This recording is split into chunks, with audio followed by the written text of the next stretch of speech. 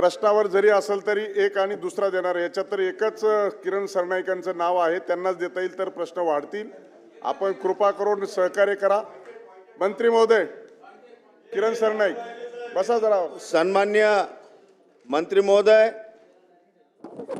दिनांक 15 मार्च 2024च्या संच मान्यते संदर्भातील शासन निर्णयात योग्य ते बदल करण्याबाबतचा माझा लक्षवेधी तारांकित प्रश्न आहे.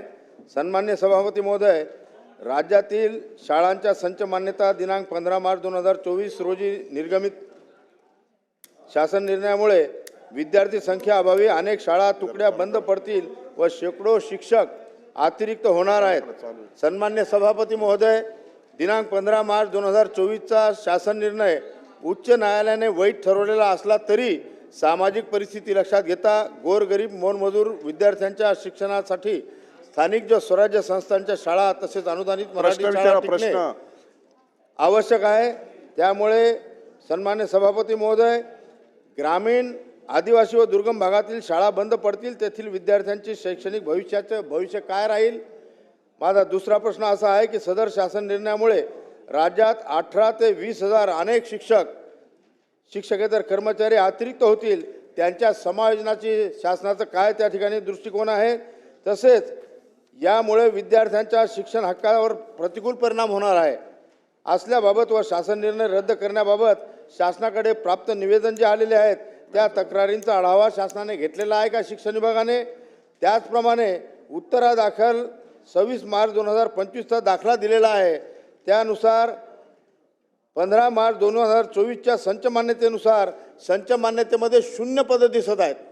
मग त्या बाबतीत शासन काय करणार आहे? ज्या ठिकाणी 0 पदं दिसून राहिलेले आहेत त्या 26 मार्च 2025चा जो शासन निर्णय आपण पत्र काढलेला आहे त्या पत्राचा कुठल्याही प्रकारचा फायदा या 15 मार्च 2024च्या शासन निर्णयात होणार नाही. या ठिकाणी माझा प्रश्न असा आहे, असल्यास अशा सदर शासन निर्णयातील गंभीर त्रुटी व प्रत्यक्ष परिणाम लक्षात घेता तो पूर्णतः रद्द करण्यात यावा. आणखी नवीन वस्तुनिष्ठ व न्याय संच मान्यता धोरण तयार करण्याचा शासनाचा या ठिकाणी विचार आहे का? मंत्री महोदय, दिलेल्या सूचना आपल्याला लागू आहेत. थेट प्रश्न विचार, सांगा, उत्तर द्या.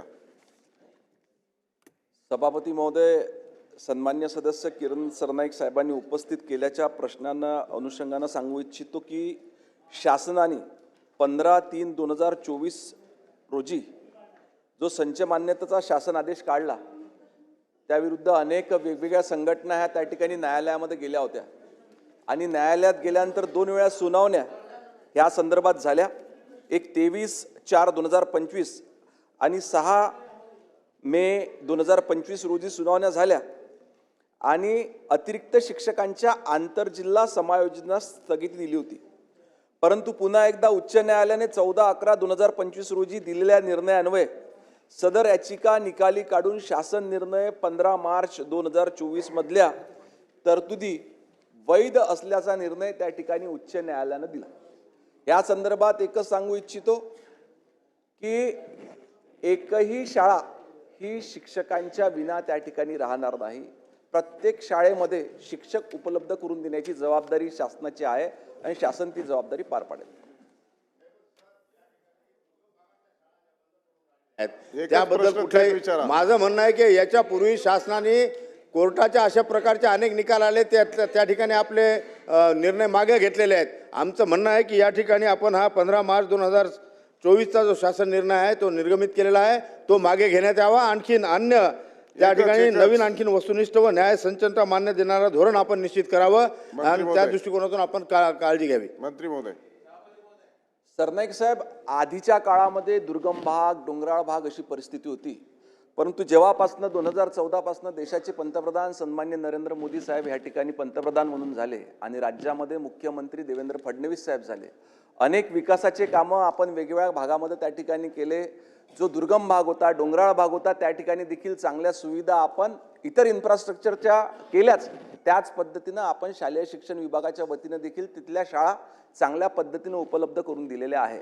त्यामुळे आता तसा फरक राहिलेला नाही की दुर्गम, डोंगराळ भाग, ग्रामीण भाग, शहरी भाग असा न होता त्या ठिकाणी ज्या ज्या ठिकाणी विद्यार्थी उपलब्ध आहेत त्या त्या ठिकाणी शिक्षक उपलब्ध करून देण्याची जबाबदारी शासनाची आहे आणि निश्चितपणे त्या ठिकाणी शिक्षक राहतील.